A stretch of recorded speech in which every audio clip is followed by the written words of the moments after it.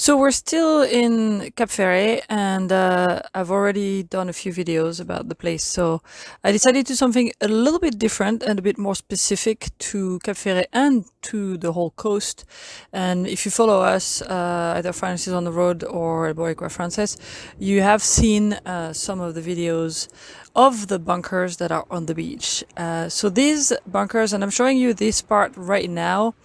As you enter the beach, it's always really nice. You sort of walk in, you see the dune and the sand, and then the sea. And then when you arrive at the top of the dune, you just look right and left, and you have all these bunkers. So a few years ago, all these bunkers were actually a little bit further back in the dune, and some of them that we don't actually see right now on this part of the video are in the sea somewhere, because it was high tide, and if you go in low tide you'll see that there's some bits of some that are leftovers, because with the erosion, they little by little they just fall.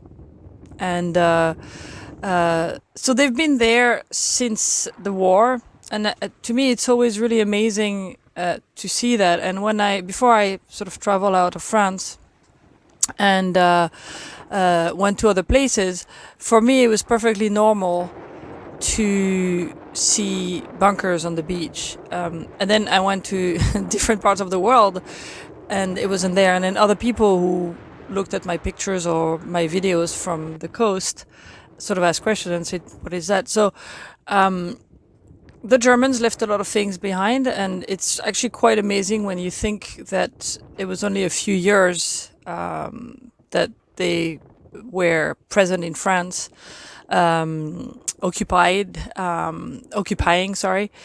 And in that time, they just covered the entire coast, and even deeper. If you watched our video from Bordeaux from like 2 or 3 weeks ago, you see there's also some there, which was now changed into some kind of art place.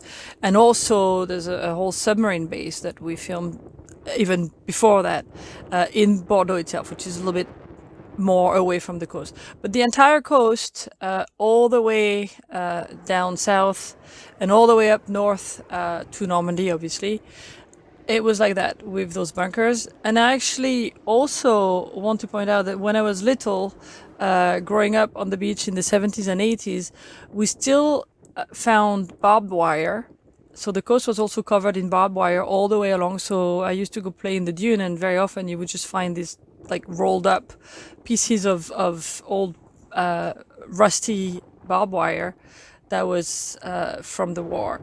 And more recently, a bombshell was actually found in the sea in Montalivet, where we were a couple of weeks ago. So as you see here, the bunkers are more or less used for different things now, the ones that are accessible.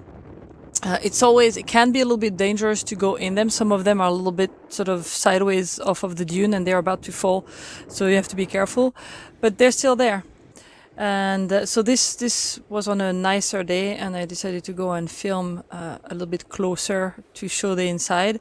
And when I was younger, some of these were actually completely desanded, if that's a word, and you could actually go in, and it was pretty impressive. But it's still a strong structure. It's still there. And it looks like it's there to stay for a little while. Nobody knows what to do. So at least people have started to do graffiti. So it's a little bit nicer than just a piece of metal. So here we go.